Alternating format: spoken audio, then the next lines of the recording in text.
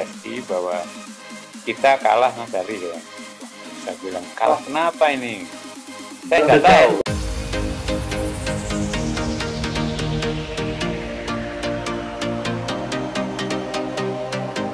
Oke, selamat malam Sobat Nebula. Tentunya kembali lagi dalam channel Nebula Soccer. Jadi pada kali ini kita kembali masuk dalam diskusi sepak bola.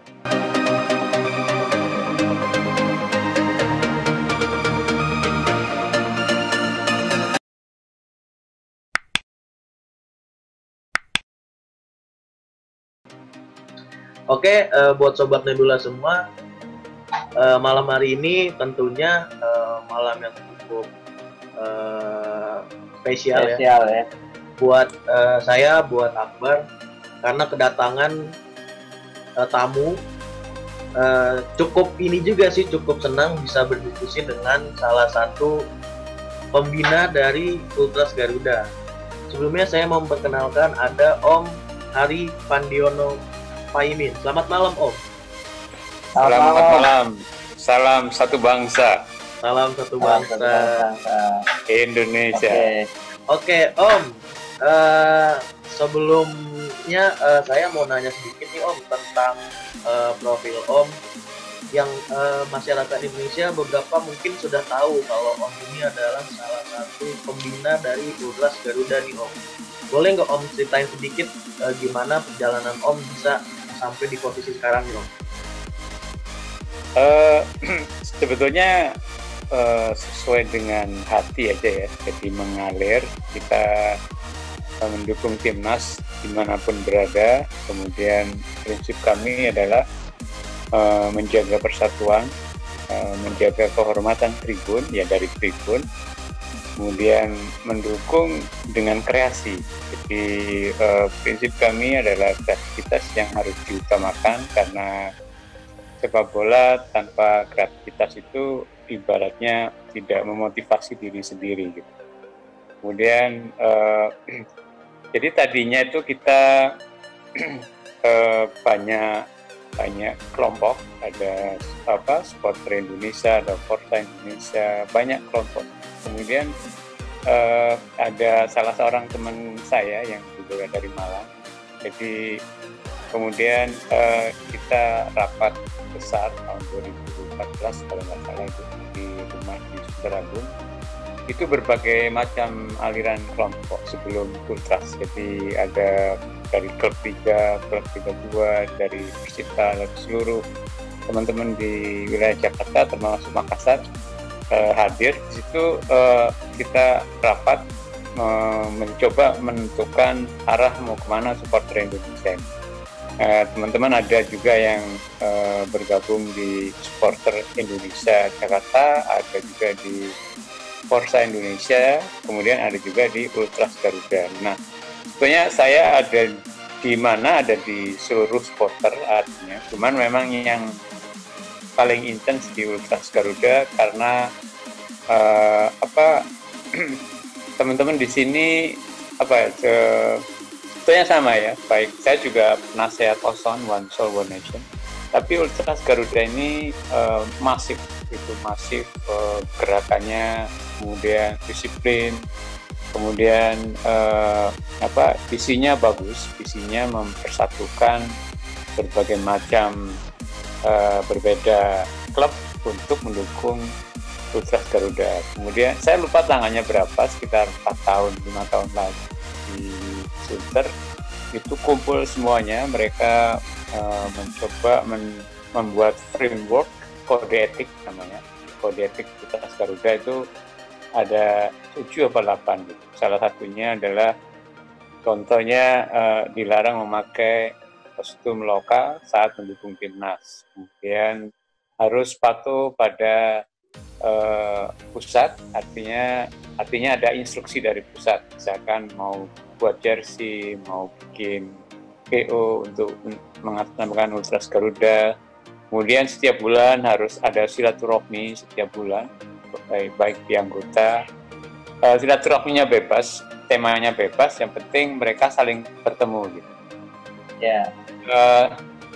Ya, itu salah satu dari kode etik Ultras Garuda. Kemudian kalau kita nonton away dimanapun berada, itu hanya ada satu bendera Ultras yang boleh dipasang, baik di GBK maupun di stadion manapun. Kita tidak diperkenankan memasang sezon. Jadi hanya satu bendera, itu bendera Ultras Garuda. Nah, kita punya ciri-ciri Ultras Garuda. Contohnya misalkan bendera kita dipasang di balik. Contohnya itu adalah kita sedang bersedih, kita sedang berduka, atau Indonesia prestasinya sedang jatuh, atau lagi karena kalau di dalam Ultras itu culture-nya kalau mereka fight kalah itu malu, makanya harus dibalik benderanya. Jadi seperti itu, kultur-kultur seperti itu. Kalau saya positif aja, semua kultur bagus. Yang penting tadi punya jiwa nasionalisme, mendukung sepak bola dengan cara sendiri, dengan usaha sendiri, dengan berkreativitas gitu. Jadi itu sampai sekarang ini penasehat bukan berarti kita punya wewenang seluruhnya ya, karena di Ultras Garuda itu ada session, ada pusat, ada beberapa divisi, ada bagian clothing, ada humas, kemudian kadang-kadang saya itu juga berurusan dengan PSSI, Polda dan semacamnya untuk izin, untuk macam-macam. Penasehat dalam arti di sini adalah memberikan nasihat. Jadi kalau seperti itu nanti akibatnya A, B, C. Kalau kamu seperti ini akan B, C, D. Gitu. Jadi mereka tidak bisa dikendalikan karena mereka adalah satu kelompok yang militan, namun tetap menghormati asas-asas sportivitas.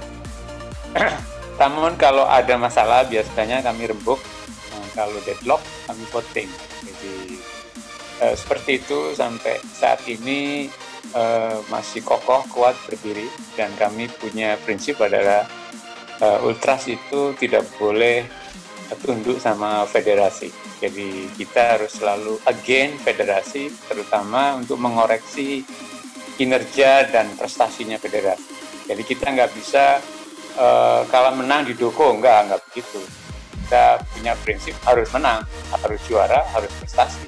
Itu prinsip kami. Karena kita berjuangan untuk kebanggaan rakyat Indonesia dari tribun. Ingat, dari tribun. Kita tidak boleh melanggar statuta sepak bola di lapangan, karena itu akan membuat citra sport Indonesia menjadi buruk. Jadi itu sekilas kenapa sampai sekarang, sampai di sini gitu. Oke, Om, sebagai bagian dari Ultras Garuda nih, sebagai penasehat juga. Menurut Om gimana nih kondisi timnas saat ini kan?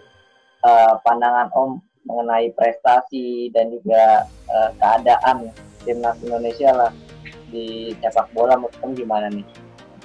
Ya, menurut kami, pandangan saya sangat menyedihkan ya. Sangat menyedihkan selama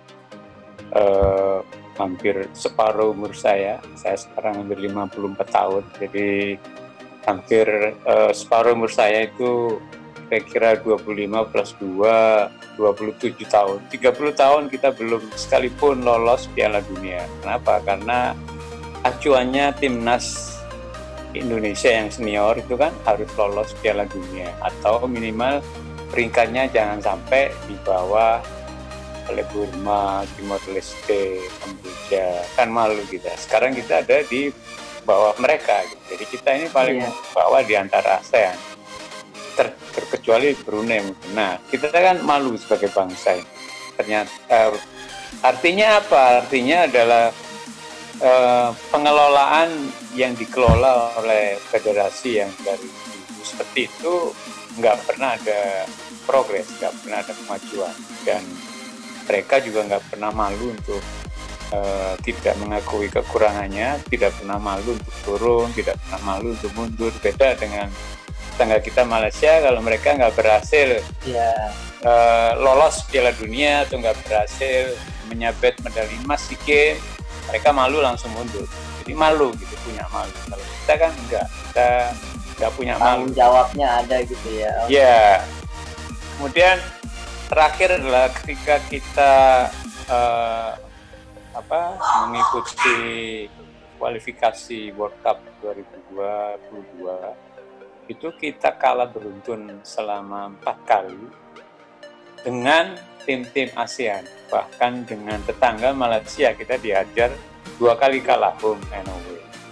Nah, itu artinya prestasi kita sebetulnya sangat buruk, jauh dari harapan seluruh rakyat Indonesia. Makanya kita ini enak, sedih, sebagai bangsa ini kan bangsa besar, bangsa pejuang. Kita contohnya tahun 2004 ya, 2004 tahun berapa yang kita main kualifikasi Piala Dunia di Korea itu kita bisa ngalahin Filipina dengan skor 12-1. Ketika kita main di sini Piala AFF tahun lalu, kita hanya bisa menahan imbang. Jadi itu sangat menyedihkan sekali. Jadi tidak ada progres. Malah menurun gitu ya, Om. Ya, malah menurun. Kemudian yang terakhir saya memang untuk U16, U16, kemudian yang senior U19 kemarin juga lolos Piala Asia ya. Tapi itu sebetulnya bukan acuannya adalah prestasi di Piala AFF. Kita hanya bisa sampai runner up, nggak pernah jadi juara. Kemudian kita di SEA Games selama hampir kita terakhir juara itu kalau nggak salah 1991 ya. Itu kalau nggak salah saya lupa 19 juara AFF. Iya. Nah, kita kemudian menurun terus. Kita dengan rival aja kalah. Rival udah juara 4 kali piala emas, kita baru 3 kali Indonesia. Kemudian Thailand sudah 14 kali juara SEA Games. Apa artinya itu? Artinya kalau kita mau mengalahkan Thailand, kita perlu waktu 28 tahun supaya Thailand tidak menang terus, tidak berkembang, tapi kita berkembang. Kita bisa 14 kali kali 2 tahun. Berarti kita perlu 28 tahun untuk menjadi raja di ASEAN. Itu kan, jadi artinya apa? Selama 28 tahun ini kita nggak berkembang sama sekali. Gitu. Itu yang saya lihat. Kemudian ya sedikit kecewa ya waktu nonton di Manila terakhir tanggal 19 Desember itu. Ya, jadi itu suasananya jauh berbeda. Jadi ada aura yang mana Vietnam itu sudah betul-betul juara karena supporternya itu ada sekitar 6.000 sampai 7.000. Bandingkan kapasitas stadion ini cuma 12-14.000. Jadi seluruh stadion separuhnya full Vietnam. Itu di Jalan Rizal Park itu bis itu ada 130 bis. Seluruhnya penuh anak-anak, ibu-ibu supporter Vietnam. Indonesia nggak ada. Indonesia ada sedikit 2.000-3.000 orang. Saya bingung ini, saya tanya sama teman-teman, kenapa kok nggak ada yang, padahal Indonesia lebih dekat dari Vietnam. Ini saya nonton di Filipina seperti nonton di Vietnam, saya bilang. Ya karena Indonesia belum memberi kebanggaan, belum percaya gitu. Kita belum percaya dengan federasi. Ternyata betul juga. Ternyata yang nonton itu waktu itu ada poster calon wakil wali kota, ada poster calon ketua umum dan sebagainya. Saya bilang ini yang didukung timnas Garuda apa calon wali kota? Saya bingung aja. Iya, jadi banyak politik masuk yang mendompleng sepak bola. Ya menurut saya ya apa ya, jadi lucu gitu loh, sepak bola tapi gambarnya bukan Garuda tapi ini gambarnya mendukung wali kota. Kemudian yang politik, yang ketahuan kalau kalah begini. Jadi saya di interview sama teman saya dari Vietnam. Dia ketemu di Vietnam, ketemu juga di Filipina. Kita wawancara sebentar. Oh ya, ada apa?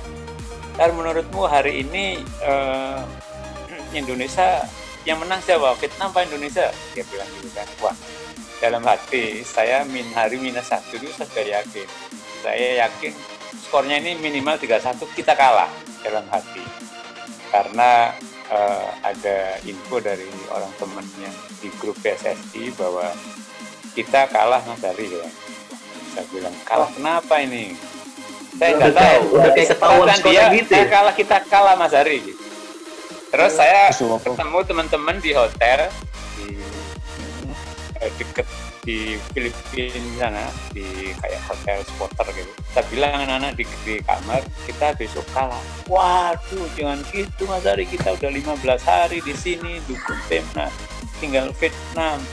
Saya bukan jangan gitu, kita besok kalah. Siapa yang bilang? Ada di grup PSSI teman saya bilang gitu. Tapi itu pasti tebakannya. Saya juga bingung ini.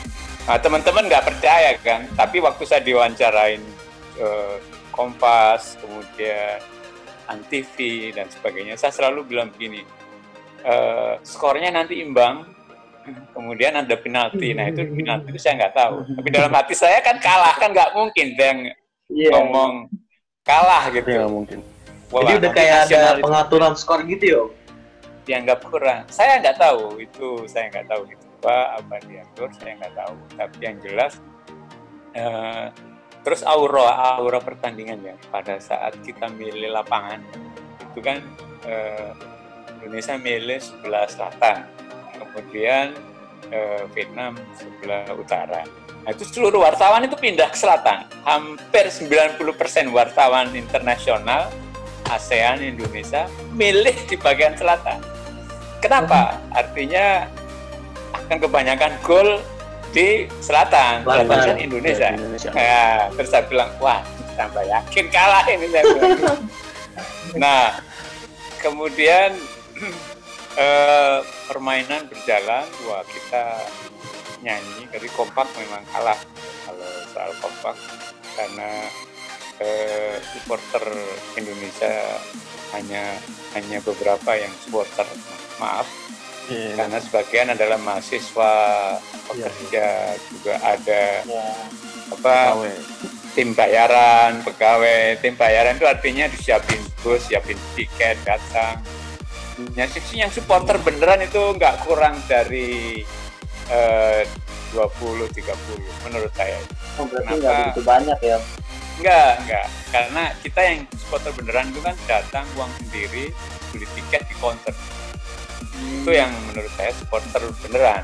Kalau yang supporter yang lain kan datang, ada yang bayarin, nggak tahu bisnya dikoordinir siapa, mungkin dari bus, tiketnya dibagi oleh PSSI. Saya nggak tahu siapa yang bagi.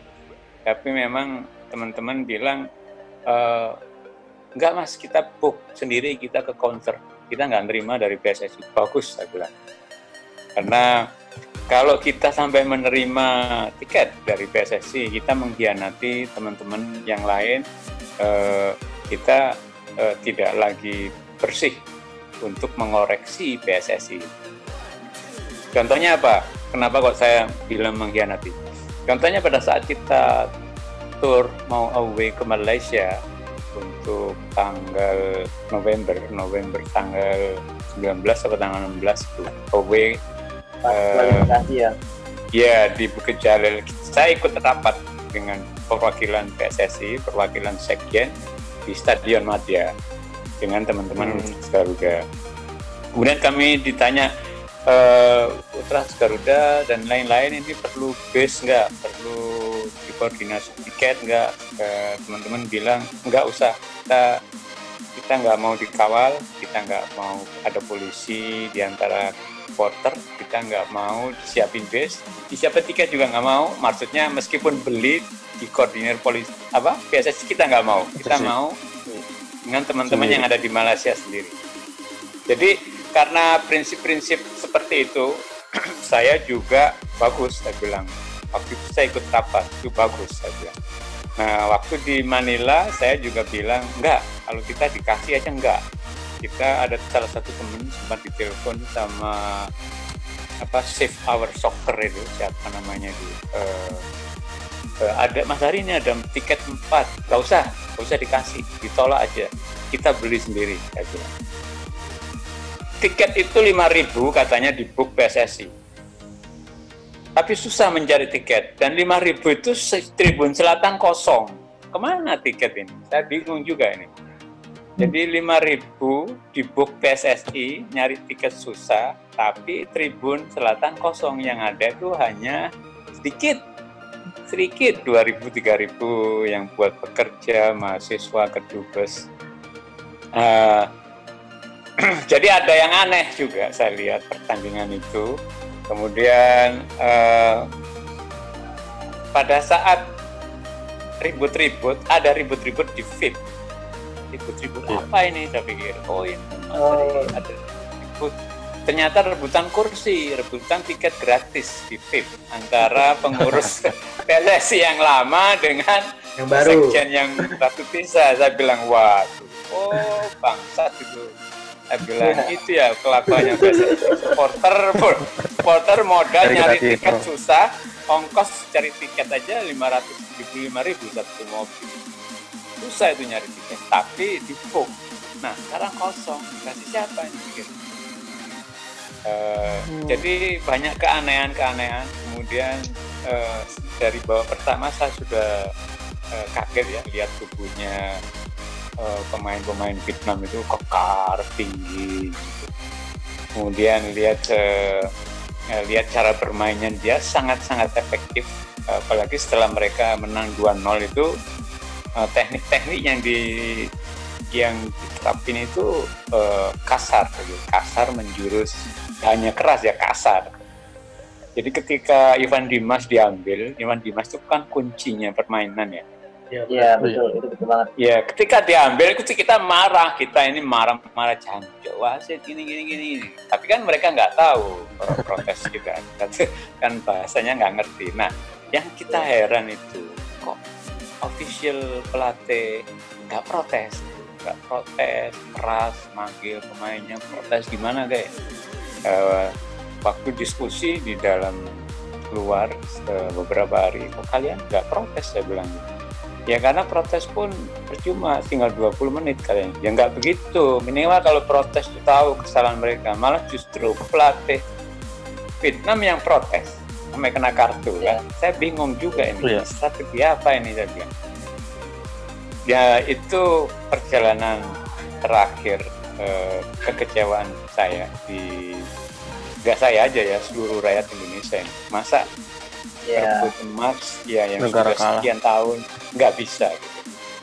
Pantas prestasinya di mana? Oke, lolos Piala Asia nanti U19 untuk tahun depan U20 2021 ya Piala Dunia. Ya Piala Dunia. Nah ini kan artinya apa? Yang U19 nanti semifinal di Uzbekistan, menang kalah pun mereka juga tetap lolos. Hanya itu seperti uji coba gitu kan. Sampai di mana mereka main dengan beberapa negara itu, bisa nggak mereka juara grup, lolos grup. Nah kalau itu berarti ada peningkatan. Kalau itu nggak ada peningkatan, ya berarti memang goblok. apa pembinaannya ya goblok. Nah, itu menurut saya sih. Orang ini kayak saya bilang sama teman-teman, ini kayak hiburan cek aja nih, kayak artis-artis murahan itu. Artis-artis murahan.